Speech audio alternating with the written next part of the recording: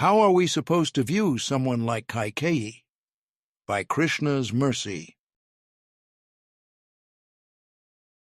Siddharthaste nara ramamagatam saha Sitaya, Lakshmanam cha mahabahum drakshanti punaragatam.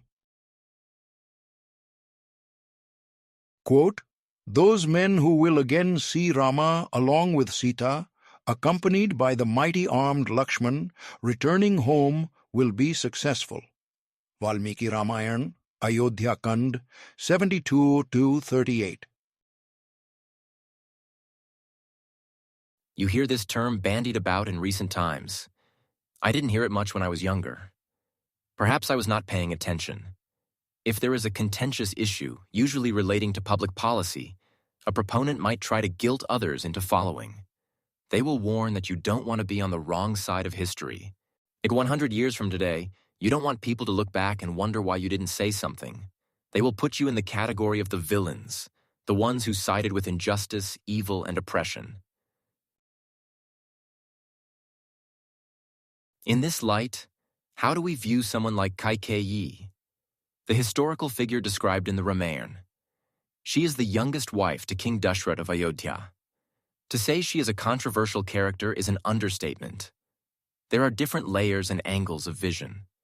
Not everyone carries the same intent, the same objectives, and the same level of forgiveness. We need forgiveness in her case specifically because of awful events that unfolded as a direct result of her desires. She cashed in on boons at the most inopportune time. It is similar to that gimmick in professional wrestling where one person carries around a briefcase as a token of their ability to demand a title match. Whenever they want, they simply trade in the briefcase for the opportunity. Well, Kaikeyi took her money in the bank and asked for 2 specific boons. Her son should be made the next king. The person who was supposed to be king should leave the kingdom and not return for 14 years. This one intervention caused so much trouble. Her husband ended up dying as a result. He died from sadness. The sadness was due to separation. The entire community of Ayodhya fell into despair as their beloved Rama had to leave. The direct beneficiary, Bharat, was not even around to watch. He had to find out later on. He was so upset that he decided to never talk to Kaikeyi again. This was his own mother. What should our viewpoint be? We are studying the story thousands of years after the fact. How should we judge Kaikeyi? Is she good or bad? Or is there nuance and subtlety? I can just hear someone screaming at me right now, warning that women are no good. They will spoil everything, you see. They are the biggest troublemakers. Never give them any power or education. They are synonymous with ruination. That opinion seems a little extreme to me. At the same time, Kaikeyi did succumb to the female nature and demand something that wasn't in her best interest. What is the proper balance? Consider the case where you are running into one of your friends. They are upset at the time. They are complaining about their parents. One curse after another. The biting words flow like a stream. Left and right, they are taking verbal jabs at the people who raised them. On the inside, you are appalled. You would never consider dishonoring your own parents. You loved them. They are sacred to you. You think this friend of yours is showing the height of disrespect. At the same time, this is not your experience. Your friend is sharing their testimony. There are things they went through. There are offenses that they personally witnessed. They hold on to the hostility. There is lingering resentment. The emotions are so high that they actually do not mean everything they are saying. They are kind of venting their frustrations. As an outside party, you do not really hold an opinion. You would like there to be respect, but this is not your fight. In the same way, the people directly affected by Kaikeyi's requests sometimes say negative things about her. They extend the blame to Dashrath himself, who should have known better. For instance, Sita Devi, the wife of Rama, considers that Dashrath fell under the influence of desire. That could be the only rational explanation for going along with a plan so injurious. Kamartastu mahateja pita Dashrathaswayam Kaikeyyah priyakamartham tam Ramam nabhyashechayat.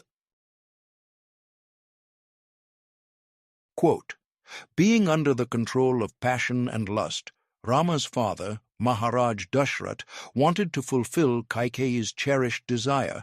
Thus, he did not go through with Rama's installation ceremony. Sita Devi speaking to Ravan, Valmiki Ramayana, Ayodhya Kand, 47:12.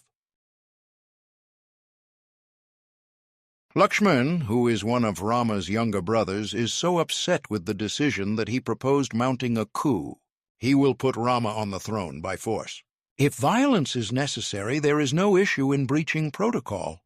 The filial piety will go out the window. That is the price to pay for doing what is right. At least that is what Lakshmana thinks.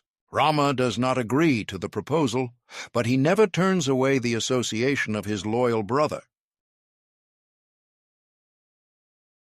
Speaking of Rama, it appears that he is the only person in Ayodhya who does not hold a grudge. There is no lingering resentment. This is the appearance of the Avatara, after all. The Avatara has Leela, which requires a narrative. What better act break can you have than an envious co-wife taking advantage of a loophole? She takes something which is praiseworthy, the character trait of truthfulness, and uses it against her husband. This requires a sharp mind. It is said that the intelligence arrived to her through the intervention of Sarasvati Devi, who is the goddess of speech. From our perspective, we can sit back and learn. We do not have to pass judgment, as we were not directly involved in the affairs. We can see what not to do. We can see the potential damage caused by kama, which is material desire. Envy can destroy an entire community. It can work against the person who is envious. If we want to remember Kaikeyi, we can see her as the guru with the greatest wisdom. After all, she acted like a tape recorder in relaying the final words of her dying husband. She spoke this wisdom to her own son, who then heard that the people seeing Sita, Rama, and Lakshmana return to Ayodhya would be successful in life, Siddhartha. In closing,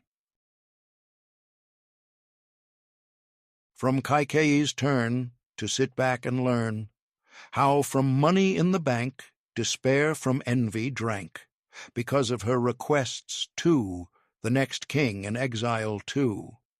But Rama never a grudge to hold, necessary for events to unfold.